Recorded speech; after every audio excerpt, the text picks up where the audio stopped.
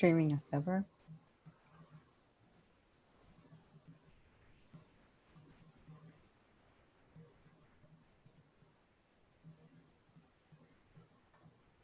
And we are live. Welcome, mighty mystery fans. I'm your on-air host, Sara DiVello, and I'm thrilled to be here today with Ausma Zehanat Khan, who will be telling us all about her book in the mystery genre. And crazily, Ausma also writes a fantasy series. What?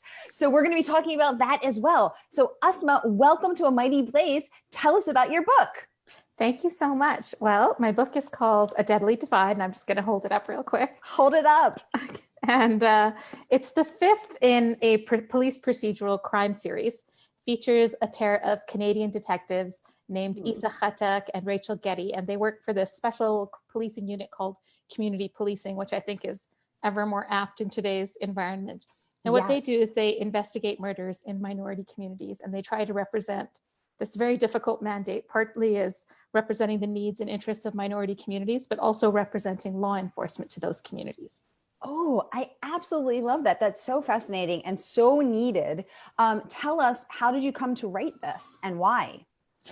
Well, I'm a lifelong fan of both crime fiction and crime TV. So I've always been, all my life, since I was a kid, I've been reading mysteries, and a lot of them featured these very handsome, brooding detectives with these demons in their past. And I just became addicted to that. And I thought, why can't I write a handsome, brooding detective of my own? I should give it a try. But I particularly wanted to write it because I hadn't seen a lot of people from backgrounds like my own. So my detective, he's Canadian, but his background, he's South Asian. So he's a Pakistani from the ethnic group of Pashtuns or Pathans, which is the same as myself. And I wanted to write those kinds of characters into this genre where I felt they were very underrepresented.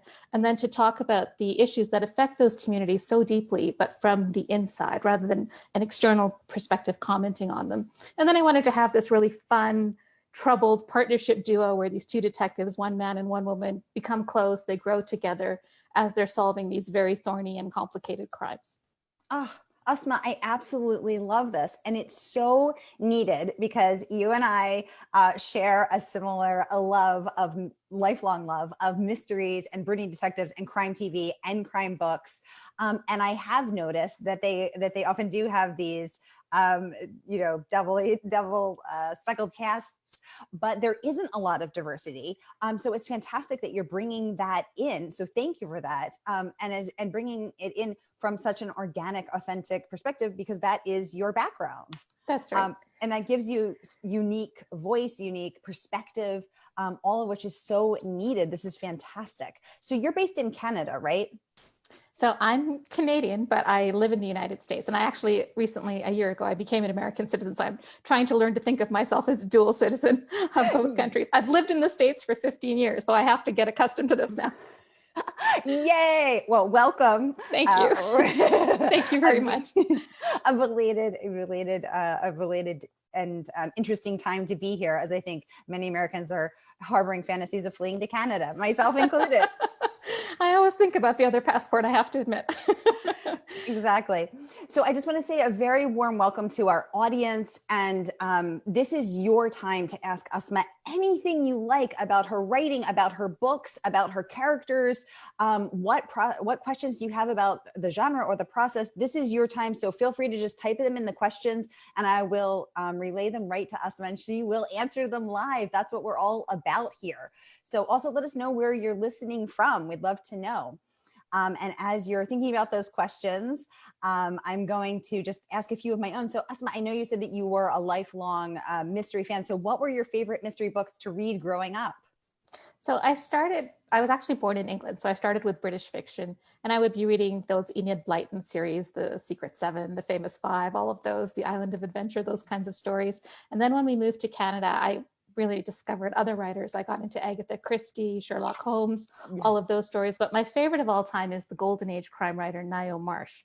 Ooh. So I read all 32 of her novels, and she actually has my favorite detective, Inspector Roderick Allen, who's, of course, fitting into this mold of the handsome and brooding detective but those mysteries are very clear police procedurals, but they had a lot of literary aspects to them too, which I found really interesting. So I learned that you could meld these things. And now I think I read everybody out there who's writing. And I particularly love long-term series in mystery. So I love Louise Penny's books. I love Charles Finch, Charles Todd, you name any of those. But I'm also making an effort now that Crime Writers of Color is an organization and has its own website to try myself to read more diversely. So I'm reading Kelly Garrett and Rachel Housel Hall and a whole bunch of new authors like that too. Oh, that's fantastic. Yeah, I love that. And I love that there's new focus and new awareness on reading authors of color and getting those more diverse voices out there. It's been fantastic to learn about them and to read them and to be interviewing them as well on this series. Ausma, I cannot go any further without sharing just a few of your absolutely rave reviews. Oh, thank you.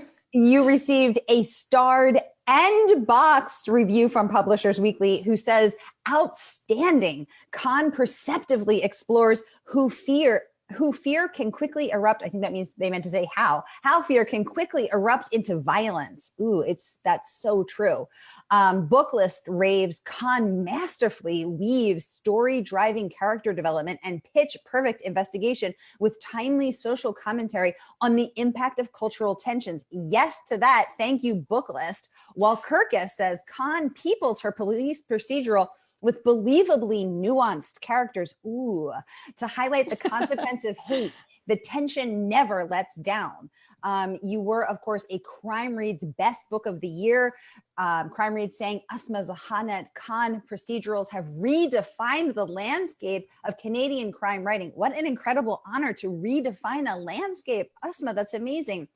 They go on to say this is a must read for anyone who believes in crime fiction as a space to both process trauma and sound the call for action. Oh my gosh, Crime Reads. I absolutely love that. Process trauma and sound the call for action. So topical, so important, not just now, but always. You have gotten amazing reviews from the Globe and Mail, who say that you have established yourself as one of the genre's most thoughtful practitioners with great intelligence and sensitivity. You portray the ease of online radicalization and the ways in which ideological divides cement into far more violent ones. LitHub says A Deadly Divide feels like a homecoming. Shelf Awareness says that it is fast-paced, expertly plotted. I want to get into that because I want to know how you expertly plot. I could go on and on. There are literally pages here. You've also received starred reviews from Booklist, Publishers Weekly in the past. Oh my goodness, Ausma, you're amazing. We're so honored to have you. So let's get You're very kind. Thank you so much. No, this is fantastic. So let's get right into the craft of it, because you have received such praise for it. So tell us about your process of expertly plotting. Please enlighten us. So my books are all based on, there's a murder that occurs in every book, but they're all linked to international human rights issues. So when I'm thinking about these issues, I have to do a lot of research if I'm going to write them convincingly and credibly and still manage to turn that into fiction. So first I do about 6 months of reading, but I have a background in international human rights law, so I keep my reading in the field current anyway. But when I know I want to write about a particular issue, say the Syrian refugee crisis, which is in my 4th book, then I read really extensively just on that subject. And as I'm reading, I'm picking up things that I think, oh, this would be great in the novel. This is a voice that should be amplified, should be part of the story. And then once that reading process is finished and I figured out what I'm going to draw from, I make a very detailed running scene outline for my book, which I actually learned about from the crime novelist Elizabeth George. She'd written a book called Right Away, and that's kind of my Bible for how to plot. Ooh. And so I do this running scene outline where I break down everything that's going to happen plot-wise from beginning to the end of the novel, because I'm not one of those writers who can match up my clues at the end if I haven't thought about it all the way through. And so I don't mess up my timeline or my suspects and things like that. So I plot very specifically in a lot of detail. But then as I'm writing, as every writer will say the same thing, your characters take on a life of their own and they want to do things that you hadn't planned for them to do. And so I try to leave some room to have that be flexible and respond to those story ideas as they come along. I absolutely love that. Let's go a little deeper. So in the 6 months that you're researching, what does that research process look like? Are you reading the news and immersing yourself in knowledge of, for instance, the Syrian refugee crisis? Or does something catch your eye and then you go really deep on one particular person's crises? Or what does that look like? So it's a combination of that and a number of other things. I always start with human rights reports from organizations like Amnesty International or Human Rights Watch. I read everything that they're saying because they do a lot of survivor testimony, people who've been on the ground, and they report their circumstances. And that's always the most convincing in terms of characterization and voice. So I rely on that heavily. Then I go from there. I watch a lot of videos. I see a lot of interviews.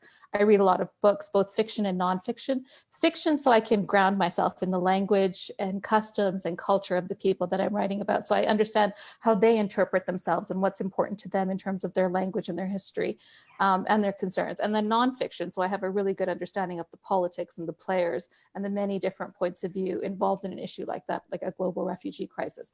And then I use my connections to try to interview people on all sides of the spectrum. So I'd be interviewing human rights lawyers, I'd be interviewing people who process refugees around the globe, border guards, police officers, refugees themselves, NGO workers.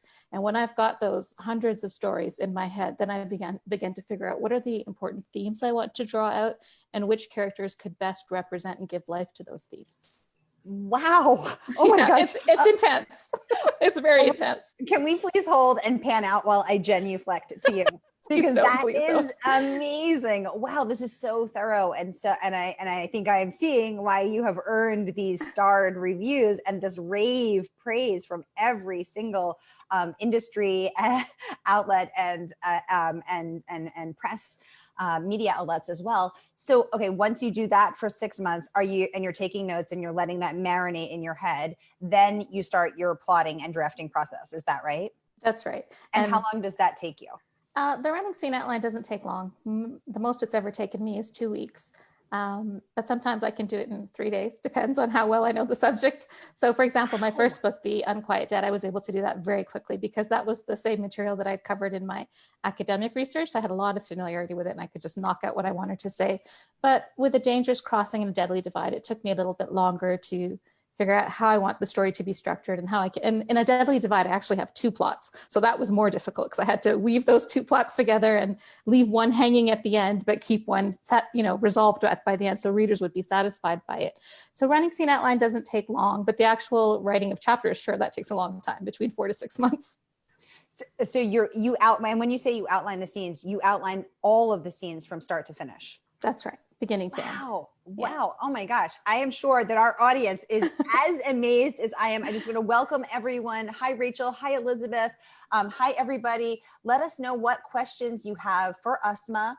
This is your time. You can ask her anything. This is absolutely incredible. The research process, amazing. Okay, so then you take 4 to 6 months then to write the chapters that you have outlined based on this research. And when you say that you take the time to learn the language and the culture and the thought processes, are you actually trying to learn Syrian?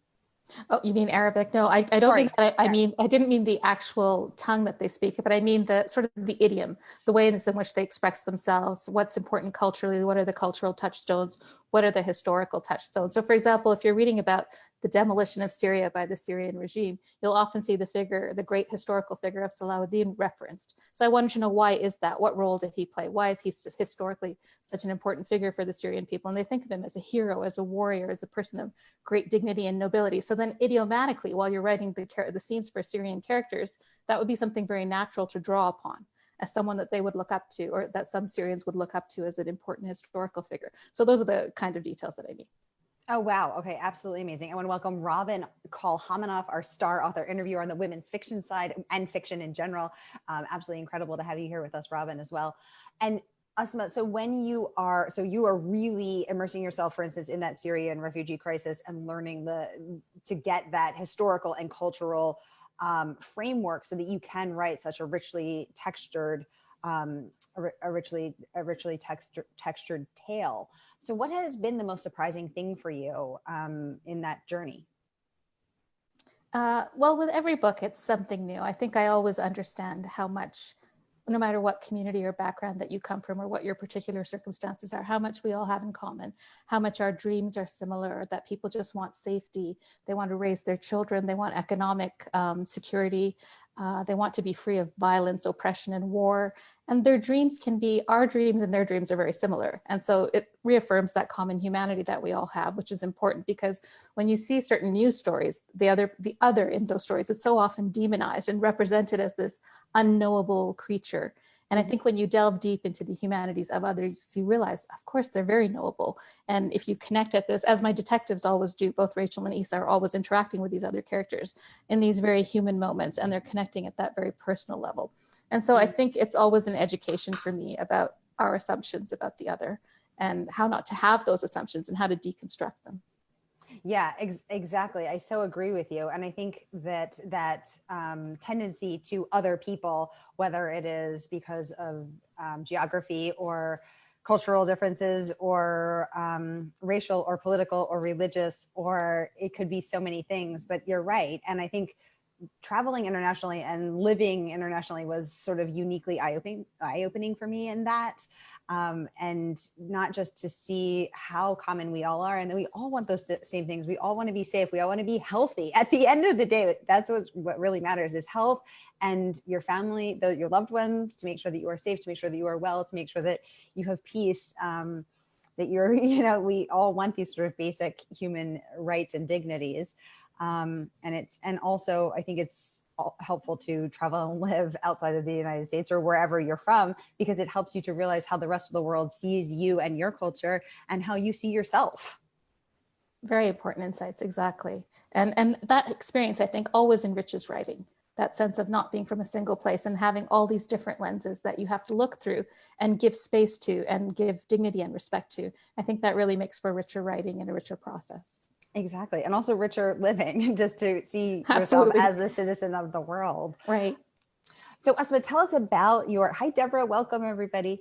Any questions, please just type them. We're having so much fun chatting and I want to make sure I get to your questions as well. So do you arise with the sun? Do you flow effortlessly to your death where the words pour forth with ease, or are you sort of like clawing your way? I think like so many people and so many writers, first I have to get the ordinary business of the household out of the way. So I'm not a super early riser, but I get up early so I can get those things done. So then my mind is clear and I can focus on my work. And I don't have kids, but I can't imagine how writers with kids also handle that other voice in their head all the time. So when that's all settled and I can come and sit down to my desk, when I'm on deadline, I write pretty consistently. And I find that the deadline is what motivates me to write, is my fear of breaching a contractual obligation. So I will, when I know, for example, a Deadly Divide is due at such and such date, I will write every day for at least 6 to 8 hours a day. I usually start around 10 because I first take care of my email and my social media. And then I write consistently till I can say that I've met my word count for the day. And then the next day I repeat it, but I look over what I've already written, I edit that, and then I go again. But I try to take, when I'm not under massive deadline pressure, I try to take the weekends off just so my brain has a little bit of time to rest and process what I've already done. And so new ideas have space to come in. I love that. I love that. And I want to get to a question right over here. Rachel says, I was spoiled by the books releasing annually and each has such an important human rights focus. Ausma, are you planning additional books in the series? And if so, can you share the focus of your next one? Great question, Rachel. Thank you. Thank you, Rachel. That is a great question. So for the moment, the series is on hiatus while I pursue a new project. But in A Deadly Divide, I left a major cliffhanger. So I would love to come back and resolve that cliffhanger.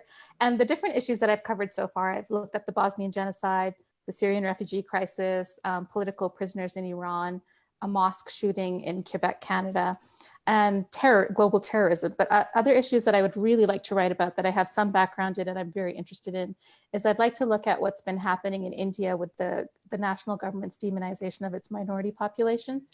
And I'm really interested in writing about the human rights situation in Kashmir, which has been, so we've been under lockdown for a few months, but Kashmir has been under lockdown by the Indian Army for years. And we don't know what's going on with the human rights of the people in Kashmir. We've had very little reporting from the field because there's such a massive lockdown there. So I'm really interested in sending Issa and Rachel to Kashmir to find out what's been going on. And I think I'd really like to have my detectives come to the United States and do a really American story. Maybe in Chicago, because I used to live in Chicago, or possibly Los Angeles, because I used to live in Los Angeles. So I'd be interested in those stories. I would really be focusing on the over-policing of minority communities and police brutality. So I have ideas. I just don't know what's coming next in terms of Issa and Rachel. Oh my gosh, I love that answer. And thank you for that wonderful question from our audience. Please keep them coming. I will keep filtering them to you. Yeah, it's what's going on in Kashmir is of such great concern. When I was in India, I did not get to that particular region. But I mean, India is such a uniquely interesting culture and country and history. And I would absolutely sign up to read that book. Good to know. Good to know. Yes, I'm gonna tell my editor that there is interest. Please do. And Ausma, I have to say, so for those of you in the audience, we're all mystery fans right here, but Ausma also writes fantasy. What? So Ausma, tell us about that. Why do you write these two drastically different genres? What's that like for you? It's a little bit crazy because for a time I was on this schedule where I had to write one of these books every year for, I think that went on for 4 years. And so I was writing 2 books a year and I was worn out and overworked and wondering why I had ever signed up for such a crazy endeavor. But in the end, now that it's done, I really feel the rewards of it and that sense of accomplishment. I wrote my crime series because I wanted to write about the tensions between different communities in the West. So that was interesting for me from the perspective of this Canadian Muslim detective who is from and of the West and have his lens on that picture. But that was kind of a speaking out to a Western audience. And I was always mediating my story through that particular lens.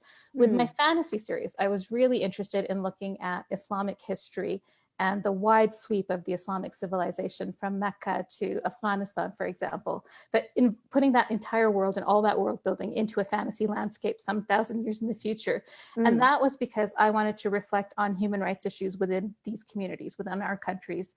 For myself, for my parents' history lies through India, Pakistan, and Afghanistan. And I particularly wanted to write about what was happening in those communities in terms of women's rights, minority rights, and to have all of these stories connected through this thread of the sweeping Islamic civilization to pull on its touchstones, its mythologies, and make that a very exciting adventure with these female protagonists at the forefront.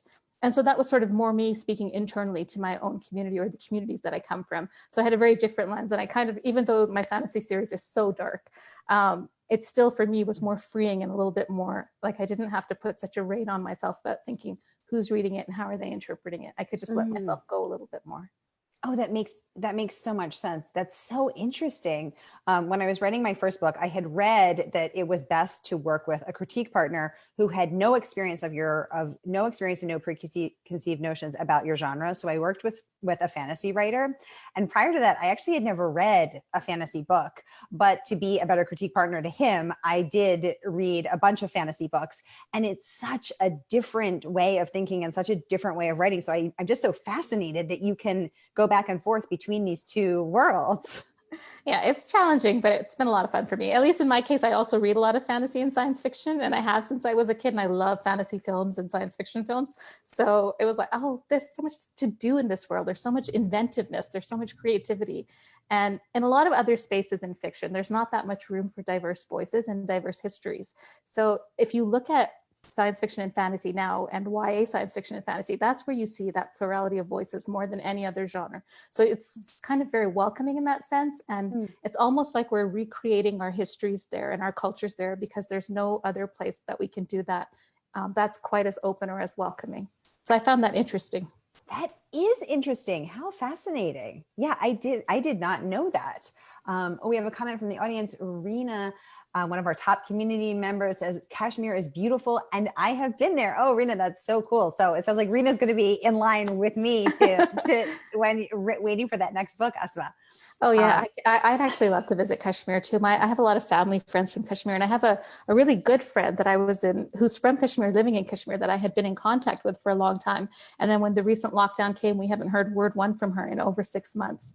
Oh, no. So she has no access to social media. So we don't get a sense of what's happening on the ground as a result, except from a few very brave journalists there who've been able to get the word out about the Indian Army. So yeah, I'd love to go there. I'd love to see a happier future for Kashmir where they could have a referendum on their own future. And certainly there's a lot of material there for not just crime writing, but for Kashmiri people to tell their own stories.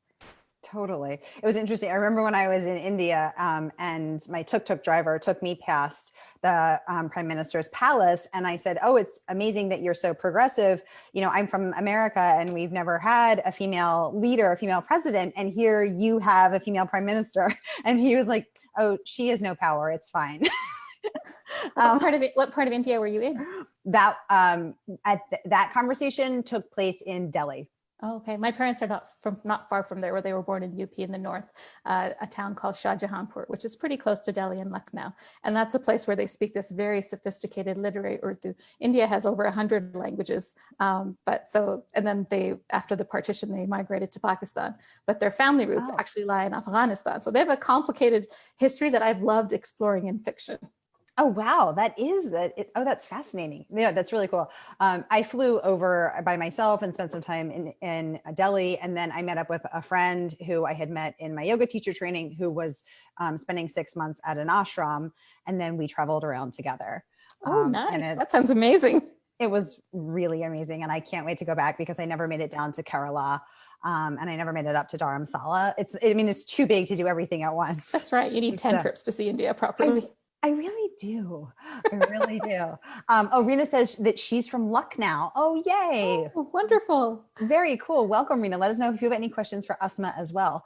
So Ausma, 2 questions. What is, because you have such a thoughtful approach to writing, because we have so many writers in the audience, what is the best writing advice that you've ever gotten or learned that you would like to share with our audience? And what is some absolutely trash advice that you would like to stop the myth that should ever be happening? Well, I don't know if this is trash advice, but I think this idea that there's one process that works for everyone is a myth.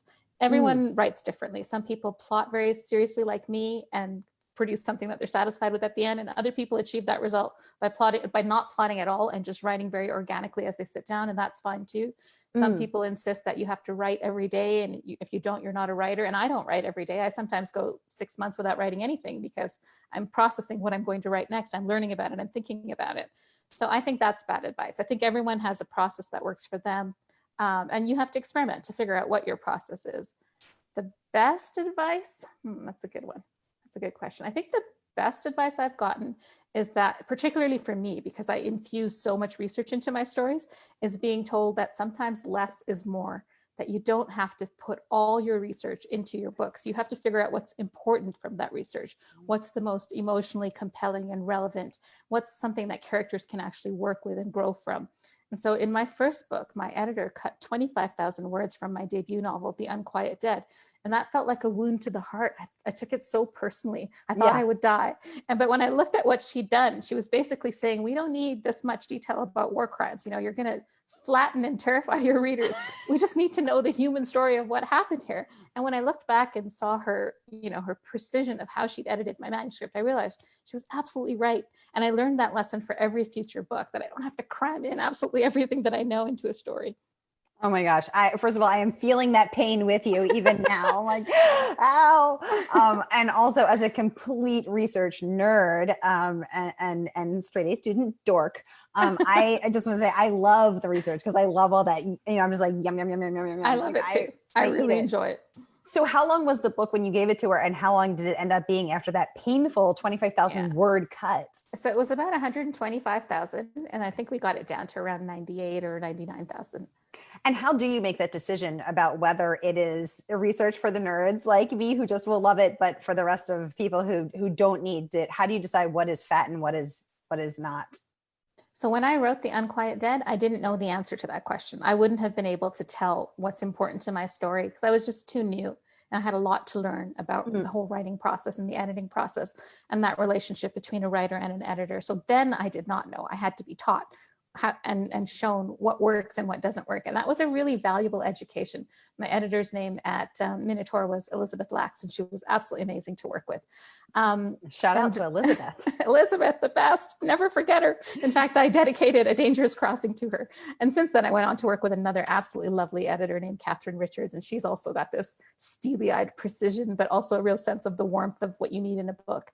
Because a mystery novel is made up of so many things. It's not just the detectives and the clues and the suspects and the denouement. It's about all these moments of human connection and why you care about certain characters and you don't care about others, and you wish certain outcomes for some characters and you don't want those outcomes for others. Yes. So it's how to piece that whole, it's almost like a living thing that you have to nurture every part of it for it to come out as a successful book.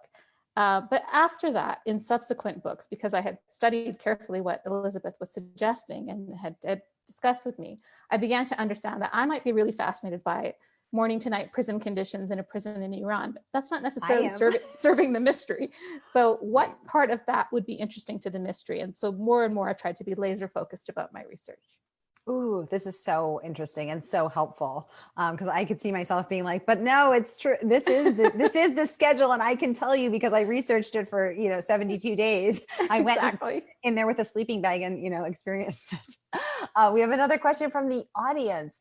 Rena would like to know: did you have any difficulty while researching for your book? Yeah, what about that? Because you're researching these really tough things. Yeah, I didn't realize it at the time, but I wrote Among the Ruins and A Dangerous Crossing back to back. So that was my book on the situation of political prisoners in Iran, and my book on not only what the Syrian refugee crisis, but also what was happening inside of Syria, meaning Assad's torture regime and this vast machinery of torture, what they called an industrial torture machine inside Syria. So I was immersed in these horrific human rights abuses for a year, reading them very closely. And that's the kind of material, once it's in your psyche, it never goes away. I still remember details of war crimes I read about Bosnia in the 1990s. So that kind of material soldiers itself to your mind, and then to your thoughts, and then to your heart. And I think in a way, it's kind of an injury. It's like a traumatic wound, not in the sense of the person who directly experiences the wound, but even the act of witnessing can sometimes be very dark, very painful.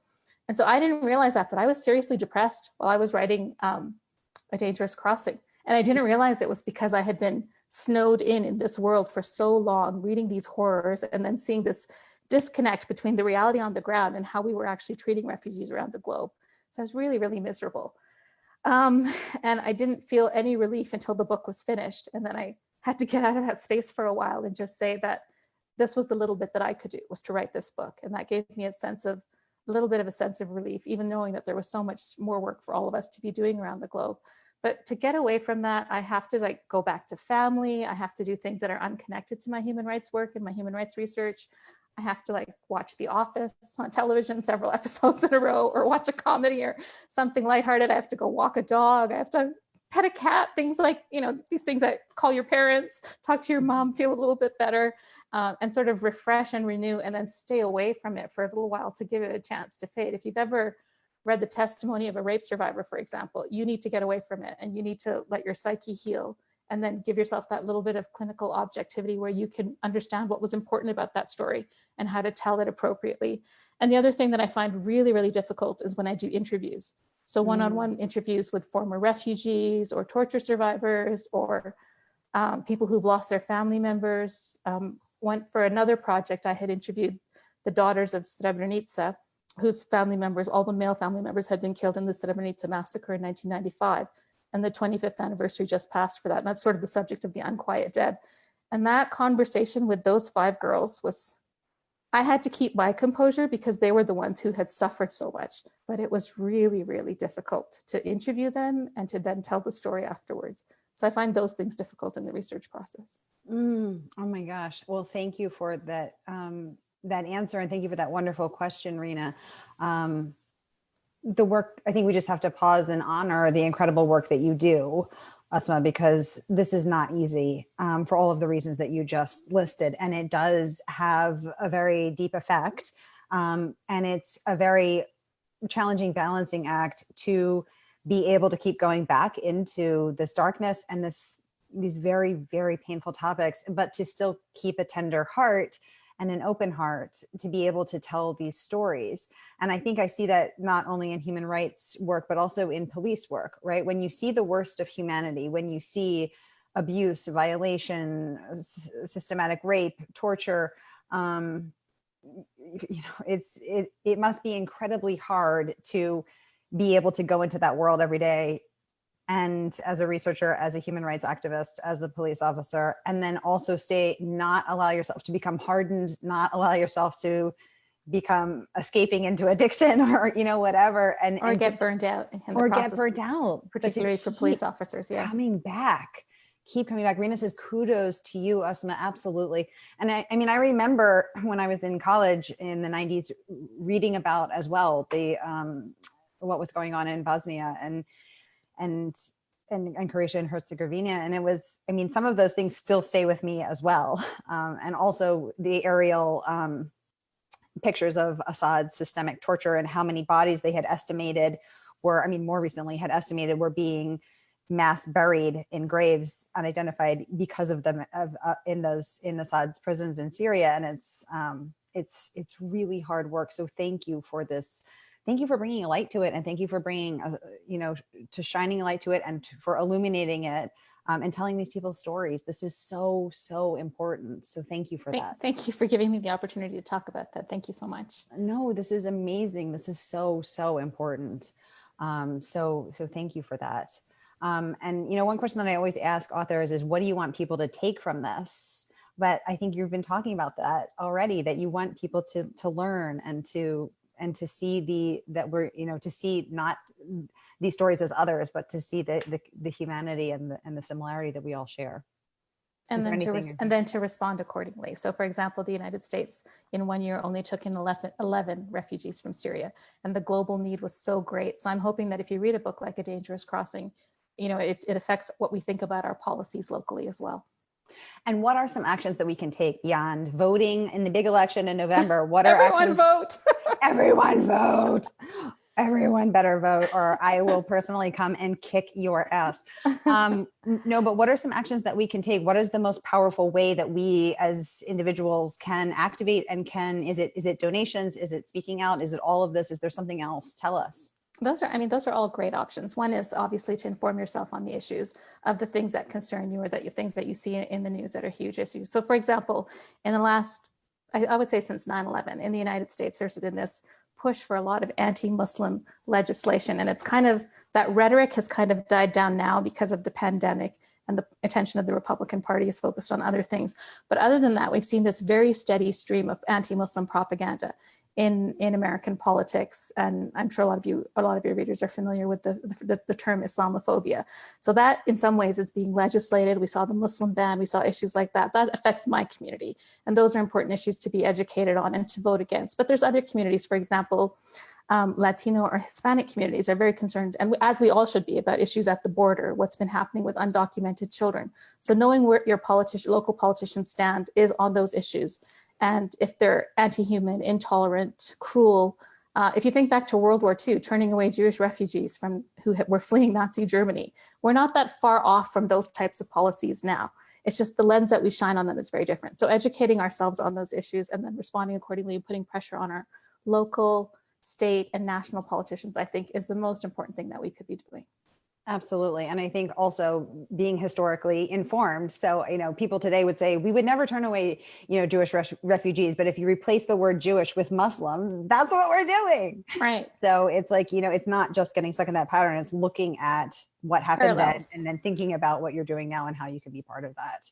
Aisha says that she would love to see your books made into movies. Aisha, you and me both. Thank you for that. Absolutely. Aisha also says, I hope we get more of your mystery series. Yes to that, Aisha. You and I, once again, think of the same things. Tell us about that. What would you think these would make better series, Netflix series, TV? Is it movie? Is it destined for the big screen? Tell us what your thoughts are on that. Yeah, that's a great question. Aisha, salam. Thank you for the question.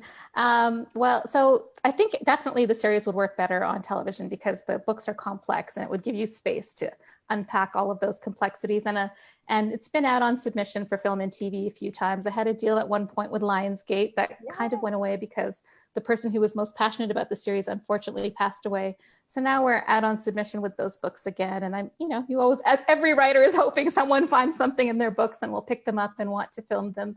But I was thinking, especially recently, because we were seeing so many publishers put out these, very encouraging statements in support of the Black Lives Matter movement and talking about how now we're going to stand behind our authors of color and promote the kinds of stories that they're telling and hire people in-house as well, editors and everyone who works on a book. We're going to think about all the different perspectives in the room.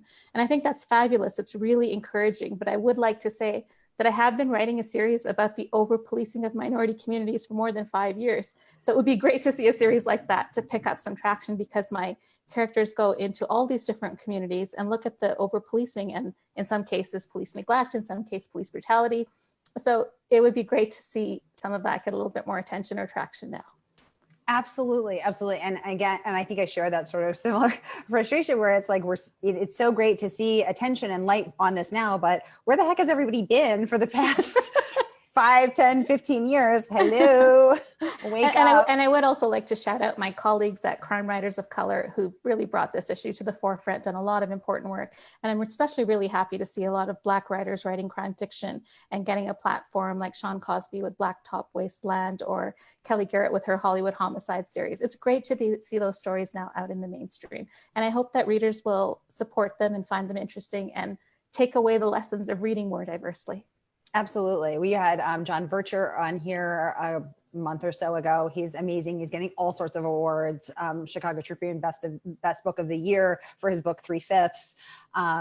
Yeah, there's been such Patricia Shanae was on here as well. So it is so important to have diverse voices, and I'm so happy to see them getting more light and attention and awards and accolades and all of that as well. So Rena says, this was such a meaningful interview. So happy to have been able to watch it. Thank you. Oh, thank you so much, Rena. Aisha says, Ausma is both historically and politically informed. Amen. Yes, you are, Ausma. It has been such a joy speaking with you. I feel like I have learned so much. My brain has been massaged. I've learned so much. My heart has been opened.